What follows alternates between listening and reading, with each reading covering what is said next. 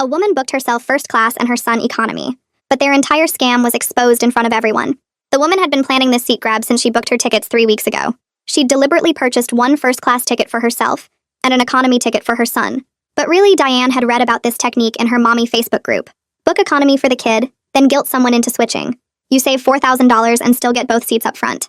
Her friend Louise had done it on 3 different flights. Works every time, Louise had posted. Just pick someone traveling alone and make them feel like a monster for not helping a child. Diane had even practiced her speech in the mirror, perfecting the exact quiver in her voice when she'd mention her son's anxiety. The flight from Miami to Seattle was full. Diane boarded first with her son Aiden, who was 12, but she'd told the gate agent he was 8 to get early boarding. She settled into 2A while scanning first class for her target. That's when she saw me in 3B. Traveling alone, working on my laptop, no wedding ring. Perfect. She sent Aiden to the economy with clear instructions. Count to 300, then come back crying. Tell them you're scared and alone. Aiden had protested that he was fine with the economy, that he had his switch and snacks, but Diane grabbed his shoulder. Do you want to fly first class or not? This is how we get nice things. Be smart about it. 5 minutes after takeoff, Aiden appeared in first class with fake tears that Diane had made him practice. Mommy, I'm scared back there. All those strangers. Please let me sit with you. Diane immediately stood up and looked directly at me. Excuse me, but my son has severe anxiety. He needs to sit with me. Would you mind switching to his economy seat so he can have yours? I looked up from my laptop. I paid for this specific seat. It's a business trip. Diane's voice got louder so other passengers could hear. Are you really going to make a child sit alone and terrified for 5 hours? What kind of person does that? The man in 2B looked uncomfortable. The woman across the aisle was watching. Diane had created her audience. My son is 8 years old, she lied. He's never flown alone. I thought he could handle it, but clearly he can't. You're an adult. You can handle the economy. I pointed out the obvious. If you knew he had anxiety, why didn't you book seats together? Diane had her answer ready. The airline made a mistake. They promised to seat us together, but then separated us. It's not our fault. Please, just be a decent human being. Help a mother and child. The flight attendant, Sandra, came over. What seems to be the issue? This woman won't give up her seat for my baby, Diane announced. He's 8 and scared, and she doesn't even care. Sandra looked at Aiden, who was nearly as tall as she was. She pulled out her tablet. Can I see boarding passes, please? I showed mine on my phone. Diane huffed and pulled out her phone, showing her first-class ticket. Sandra looked at Aiden. And yours, young man? He pulled out the crumpled economy boarding pass. Sandra studied her tablet for a long moment. Mrs. Randolph, it shows here you purchased these tickets separately, 3 weeks apart. The first-class ticket was bought with miles. The economy ticket was a basic economy fare purchased yesterday. Diane's face went red. The timing doesn't matter. My son needs to sit with me. Sandra kept reading. It also shows you selected seats during booking. You specifically chose 2A for yourself and 32E for your son. You confirmed these selections. That was a mistake, Diane insisted. I meant to choose seats together. Sandra turned to Aiden. How old are you? 8, he said quietly. Sandra smiled. The birthday on this booking says you turned 12 last month. That makes you an unaccompanied minor only if you're flying alone, which you're not since your mother is on the plane. Diane grabbed Sandra's arm. Listen, I'm a platinum member. I fly this airline constantly. I deserve respect and accommodation. Sandra removed Diane's hand.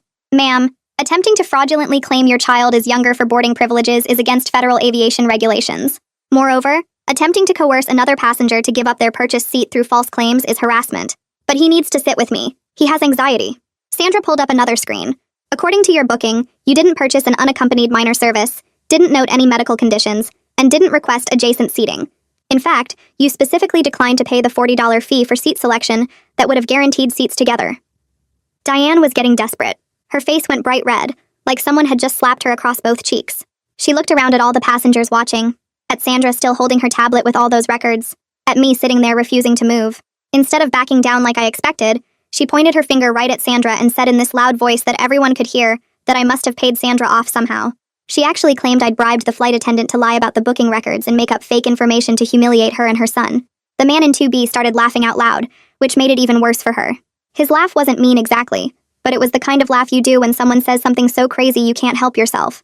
That laugh made her face turn even redder, and I could see her hands shaking as she tried to regain some control over the situation that was falling apart around her. Sandra didn't even blink at the accusation. Her voice stayed completely calm and professional as she explained that all booking records are electronic and time-stamped by the airline's central computer system. She told everyone listening that it's impossible for any individual flight attendant to change or alter those records in any way. Sandra said if Mrs. Randolph truly believed there had been an error in the booking system, she was welcome to file a formal complaint after the flight with the airline's customer service department. But right at that moment, Sandra explained, they needed to resolve the seating situation, so the flight could continue safely. That's when Mrs. Randolph grabbed her phone from her pocket and started demanding to speak to Sandra's supervisor immediately. Her voice got even louder as she threatened to have Sandra fired for discrimination and harassment.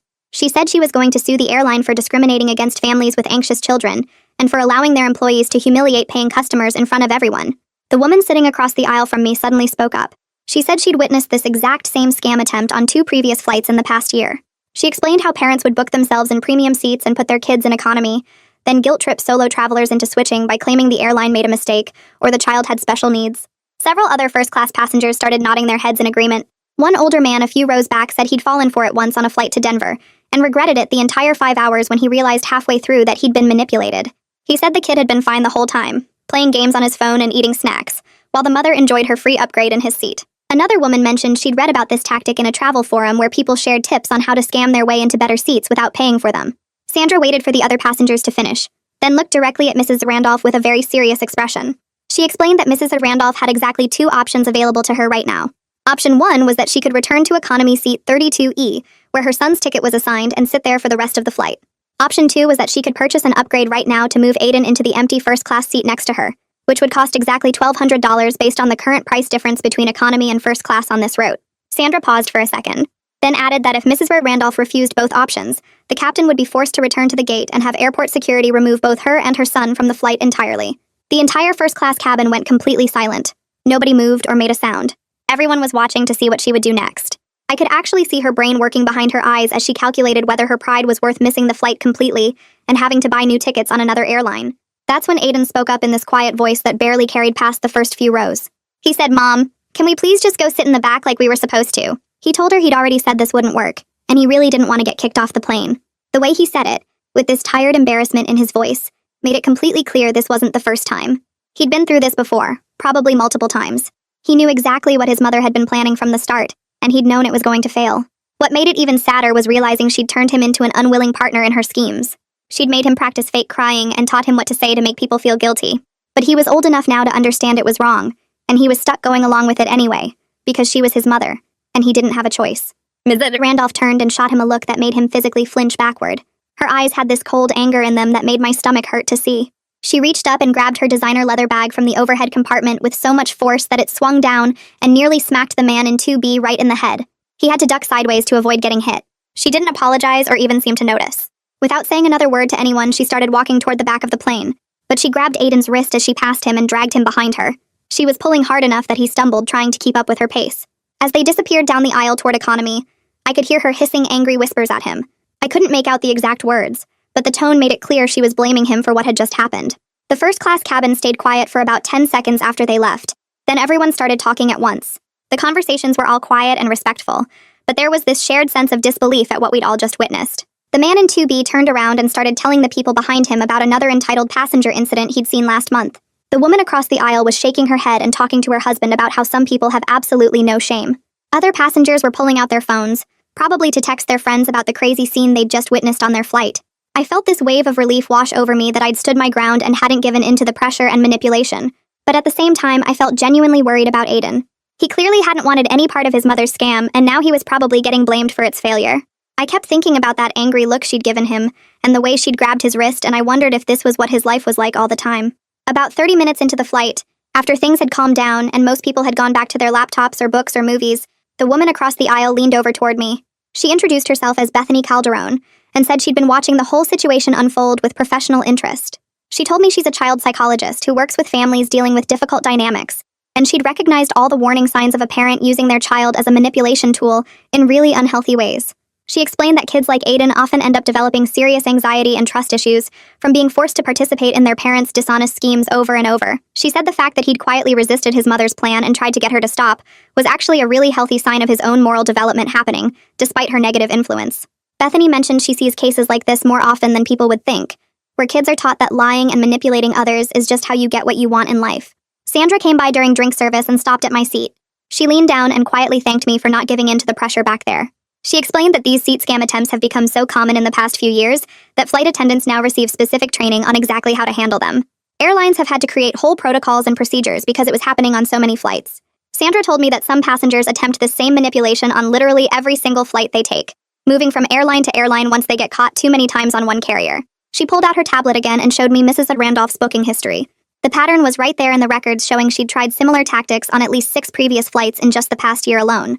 That's why Sandra had recognized what was happening so quickly and knew exactly how to respond. About 90 minutes into the flight, I needed to use the bathroom. The one in first class had someone in it, so I walked back through the curtain into economy to find an available one. That's when I spotted them in their assigned seats near the back of the plane in row 32. Aiden had his headphones on and was staring out the window with this miserable expression on his face. He wasn't looking at his phone or his Switch or anything, just staring out at the clouds with that sad, defeated look that kids get when they're in trouble for something that wasn't really their fault. Mrs. Randolph was in the seat next to him, angrily typing on her phone with her thumbs moving fast across the screen. I could see from the way she was typing, all aggressive and forceful, that she was probably writing complaint emails to the airline right now. She was most likely describing how she'd been mistreated and humiliated by the crew, leaving out all the parts about her lies and manipulation, and making herself sound like an innocent victim of discrimination. I walked back down the aisle toward first class, still processing what I'd just seen in economy. Aiden's eyes met mine for just a second. His mother had her face buried in her phone screen, typing furiously with both thumbs. He mouthed something to me. "I'm sorry." The words were silent but completely clear. My chest tightened unexpectedly. This kid was apologizing to me for his mother's behavior, like he was somehow responsible for her choices. I gave him a small nod and mouthed back, "Not your fault." The relief that washed over his face was immediate and heartbreaking. He managed a tiny smile before quickly looking away as his mother glanced up from her phone. I continued walking back to my seat, that brief exchange replaying in my mind. When I settled back into 3B, I couldn't shake the image of Aiden's face, that look of genuine embarrassment and shame. He knew exactly what his mother had tried to do. He understood it was wrong. The realization sat heavy in my stomach. This wasn't the first time she'd pulled something like this, and it probably wouldn't be the last. Bethany looked over from across the aisle. She must have noticed something in my expression. "Everything okay?" I nodded, but found myself telling her about what just happened, about Aiden's silent apology, about the look on his face. Bethany's professional demeanor shifted slightly. She leaned closer, keeping her voice low. "That's actually a really important sign. Kids in these situations often feel responsible for their parents' manipulative behavior. They desperately want to distance themselves from it, but they're trapped." She paused, choosing her words carefully. "The fact that he apologized to you means he's aware his mother's actions are wrong. That's his own moral compass developing despite her influence. But it also means he's probably carrying a lot of guilt and shame that isn't his to carry." About 20 minutes later, I was working on my laptop when movement in my peripheral vision caught my attention. Diane had appeared in first class. Her face was set in angry determination as she marched straight toward the front row. I realized with a jolt that Aiden was sitting in the empty seat next to Bethany. He must have come forward while his mother was in the bathroom. Diane grabbed his arm and yanked him out of the seat with enough force that he stumbled. Her voice carried through the cabin, loud and sharp. "What are you doing up here bothering these nice people who already made it clear they don't care about our family?" The passive aggression dripped from every word. She was trying to make us feel guilty, trying to paint Aiden as the problem while simultaneously making herself the victim. Aiden's face went red. Several passengers looked up from their devices and books. Bethany's voice cut through the tension, calm and measured. Aiden wasn't bothering anyone. He was actually being remarkably polite and mature. Diane's mouth opened, clearly ready to argue, but she seemed caught off guard. She'd obviously expected us to agree with her, to validate her anger at her son. The man in 2B turned in his seat. "Aiden is welcome in first class anytime as a guest, unlike certain other people." His emphasis on the last 3 words was unmistakable. Several passengers around us murmured agreement. One woman nodded firmly. Another man said something quietly to his seatmate that made them both look at Diane with obvious disapproval. Diane's face turned that familiar shade of red again. She opened her mouth, closed it, then grabbed Aiden's wrist and dragged him back down the aisle toward economy. I watched them go, seeing Aiden's shoulders hunched in embarrassment. The captain's voice came over the intercom announcing our descent into Seattle. I found myself staring at the back of the plane, watching the curtain that separated first class from economy. Diane would tell this story completely differently to her friends. She'd paint herself as the victim of cruel passengers and power-hungry flight attendants. She'd probably leave out the part about lying about Aiden's age. She'd definitely leave out the part about deliberately booking separate seats to save money. She'd make herself sound like a loving mother just trying to care for her anxious child. But I kept thinking about Aiden, about that apologetic look on his face, about how aware he clearly was that his mother's behavior wasn't normal or acceptable. Maybe seeing her manipulation fail so publicly would help him recognize that what she does is wrong. Maybe it would help him understand that he doesn't have to follow her example. Even if he couldn't escape it yet, maybe someday he'd remember this flight and make different choices. The plane touched down with a slight bump. Passengers immediately started unbuckling seatbelts and reaching for overhead compartments despite the flight attendant's reminder to remain seated. I gathered my laptop and bag, moving slowly. That's when I saw Diane rushing past my row toward the exit. She had her phone pressed to her ear, talking loudly enough for everyone to hear. "Yes, I need to file a formal complaint. The treatment I received was completely unacceptable. Discriminatory." My realization hit instantly. She was absolutely going to try to get Sandra in trouble. She was going to lie to customer service just like she'd lied to the passengers. She was going to twist the whole story to make herself look innocent. I made a quick decision. Instead of deplaning immediately, I waited near my seat until Sandra came down the aisle. I told her I'd be happy to provide a witness statement if she needed one. Sandra's expression shifted from professional politeness to genuine gratitude. That would actually be really helpful. These complaints get taken seriously even when they're clearly false, and having passenger witnesses makes all the difference. We walked off the plane together, making our way up the jetway. Sure enough, when we reached the gate area, Diane was already at the podium.